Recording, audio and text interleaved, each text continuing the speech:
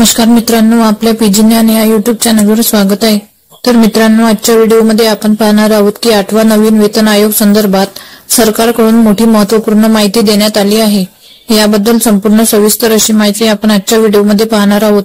त्यापूर्वी चॅनलवर नवीन असाल तर चॅनलला सबस्क्राइब करा व बेल आयकॉनवर क्लिक करा, म्हणजेच आपल्या पुढील व्हिडिओचे अपडेट तुम्हाला मिळत राहील। तर मित्रांनो, वेळ वाया न घालवता व्हिडिओला सुरुवात करूया। बघा, या ठिकाणी केंद्र सरकारच्या पावसाळी अधिवेशन दरम्यान 8वा वेतन आयोग संदर्भात खासदार सागरिका घोष यांनी राज्यसभेत 3 प्रश्न उपस्थित केले होते। या प्रश्नास अर्थ राज्यमंत्री पंकज चौधरी यांनी प्रत्युत्तर दिले आहे। यामध्ये विचारण्यात आले की नवीन वेतन आयोगाच्या स्थापनेला अधिकृतपणे मान्यता देणारी अधिसूचना केव्हा जारी करण्यात येईल।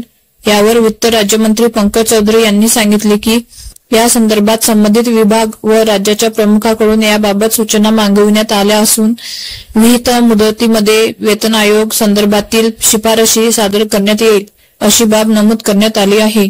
बघा, दर 10 वर्षांनी वेतन आयोग लागू केला जातो। यामुळे सदर मुदत ही डिसेंबर 2025 ला संपुष्टात येणार आहे।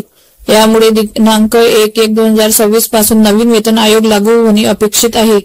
या संदर्भात आर्थिक स्थिती लक्षात घेऊन नवीन वेतन आयोग संदर्भातील पुढील कार्यवाही केली जाईल, अशी बाब नमूद करण्यात आली आहे।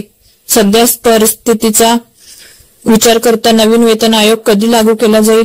सध्या स्थितीचा विचार करता केंद्र सरकारी कर्मचाऱ्यांना सुधारित फिटमेंट फॅक्टरनुसार माहे-जुलै 2026 पर्यंत नवीन वेतन आयोग लागू केला जाऊ शकतो।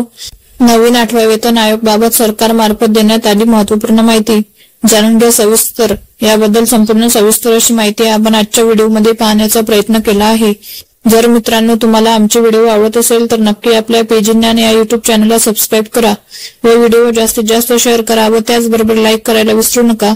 पुन्हा भेटूया अशाच एका नवीन व्हिडिओसह। धन्यवाद।